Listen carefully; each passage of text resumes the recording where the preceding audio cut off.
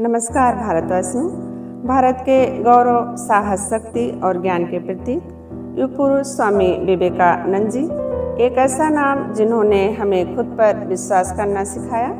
युग नायक स्वामी विवेकानंद जी के biography summary series की इस यात्रा धर्म सभा के किंचित बाद भाग 1 में आपका स्वागत है। भाइयों बहनों, पिछली कड़ी में हमने जाना था ईसाई मिशनरी और ब्रह्म समाज के प्रतिनिधि प्रताप चंद मजूमदार उनके प्रमुख शत्रु बन गए थे। बाद में बोस्टन की रमाबाई मंडली भी इन लोगों के साथ जुड़ गई। इस प्रसंग में हमें आगे और भी बहुत सी बातें कहनी है जो क्रमशः हम आगे की कड़ियों में जानेंगे।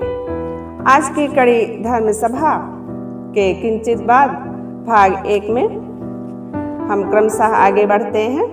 स्वामी जी नाम यश की उपलब्धि के लिए लालायित नहीं थे, बल्कि निसंग परिव्राजक के रूप में जीवन यापन करने तथा ध्यान, स्वाध्याय आदि में समय बिताने की प्रबल आकुलता उनके हृदय में प्रायः ही उदित हुआ करती थी। यह भाव उनके वार्तालाप पत्रों के माध्यम से भी व्यक्त होता था, परंतु भगवान की इच्छा कुछ और ही थी। आचार्य के रूप में उन्हें देश विदेश में देववाणी का प्रचार करना और उसके लिए आत्मोत्सर्ग करना होगा। इसके साथ ही भारत की कल्याण कामना भी सर्वदा उनके मन में जागृत रहती थी। परंतु उनके इन समस्त उद्यमों के पीछे विद्यमान था भगवान के प्रति असीम विश्वास और उनके संकेतों पर चलने का दृढ़ संकल्प। 2 अक्टूबर 1893 को उन्होंने प्राध्यापक राइट को पत्र लिखा था।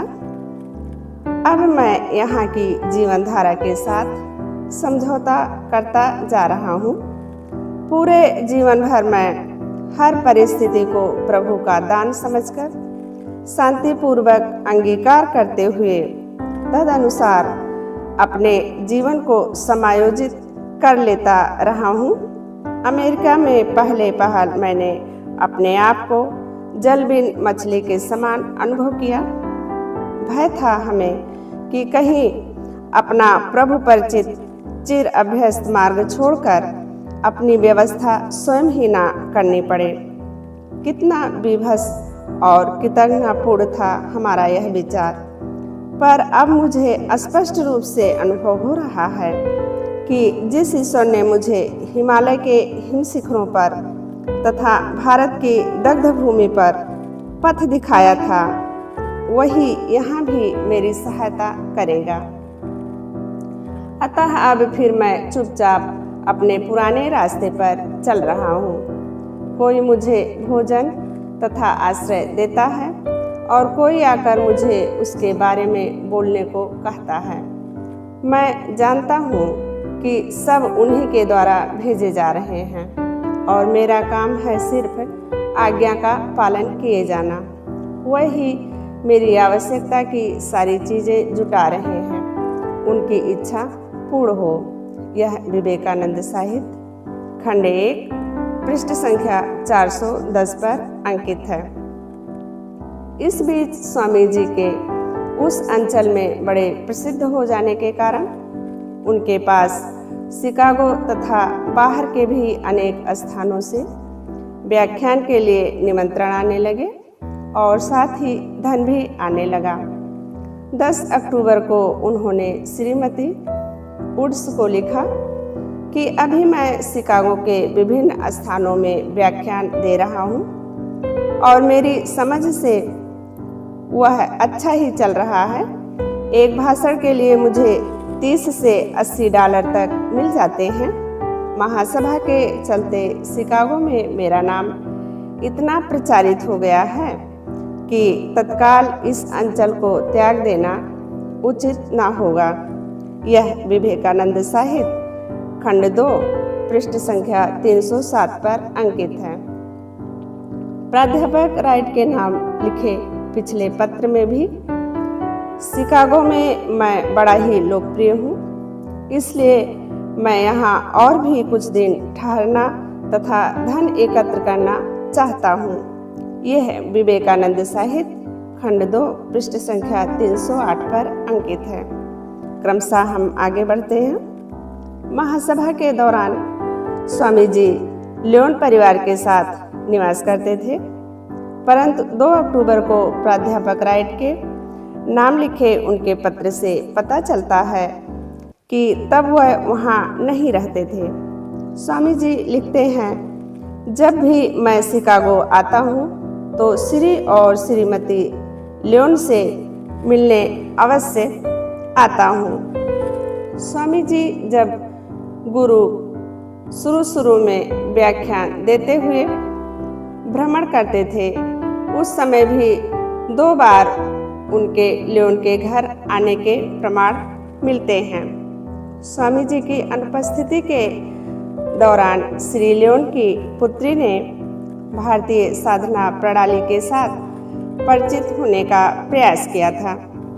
एक महिला की सहायता से कुछ दिन अभ्यास करने के बाद उन्होंने पाया कि कोई पत्र हाथ में लेते ही क्षण भर के लिए उसके लेखक का चेहरा स्पष्ट रूप से उनके सम्मुख उभर आता था। लगभग 1 वर्ष बाद जब स्वामी जी शिकागो लौटकर उनके घर आए तो उन्हें इस बात का पता चला। इस पर स्वामी जी ने उनसे कहा कि लियोन की पुत्री को बताया स्वामी जी ने कि उन्हें भी अपने जीवन में एक बार ऐसी अलौकिक शक्ति प्राप्त हुई थी, परंतु श्री रामकृष्ण ने उन्हें सावधान कर दिया था तथा लोक मंगल के अतिरिक्त किसी भी अन्य उद्देश्य से उसका उपयोग करने से मना किया था। प्रारंभ में अमेरिका की किसी महिला ने स्वामी जी पर मोहित होकर उनका चित्त आकर्षित करने का प्रयास किया था। इसका पता चलने पर श्रीमती लियोन स्वामी जी के बारे में बड़ी चिंतित हुई और उन्हें सावधान भी कर दिया, परंतु स्वामी जी बोले, श्रीमती लियोन, आप अमेरिका की मेरी स्नेहमयी माँ हैं। आप मेरे लिए बिल्कुल भी चिंतित ना हो। कभी मैंने किसी किसान द्वारा दिए गए अन्न को ग्रहण करते हुए तथा वट वृक्ष के नीचे सोकर भी दिन बिताए हैं, और फिर मैं ही कभी महाराजाओं के महल में भी अतिथि के रूप में रहा हूँ, जब दासियाँ मयूर पुंछ के पंखों से रात भर मुझे हवा करती रहती थीं। प्रलोभनों का मैं अभ्यस्त हूँ, अतः मेरे लिए आपको परेशान होने की कोई ज़रूरत नहीं।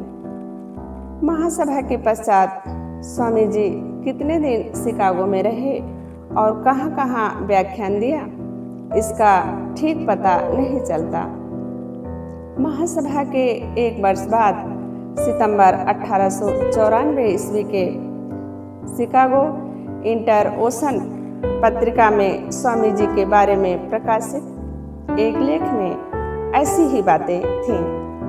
विराट महासभा के बाद भी स्वामी विवेकानंद जी कुछ महीने शिकागो में रहे। जिस प्रकार वह अपने देशवासियों की नैतिकता एवं आध्यात्मिकता के बारे में अकाट्य प्रमाण इस देश में लाए थे, उसी प्रकार वहां लौटकर भी अमेरिका के बारे में अकाट्य युक्तियां प्रस्तुत कर सके। इस उद्देश्य से वह विद्याभ्यास तथा सभ्यता के ऐहिक उन्नति विषय अनेक तत्वों की खोज में अमेरिका में लगे हुए थे। आज की कड़ी में बस इतना ही। क्रमशः हम अगली कड़ी में जानेंगे महासभा के किंचित भाग 2 में अमेरिका के विभिन्न अंचलों का दौरा करते हुए व्याख्या देने का अनुबंध हो गया स्वामी जी का।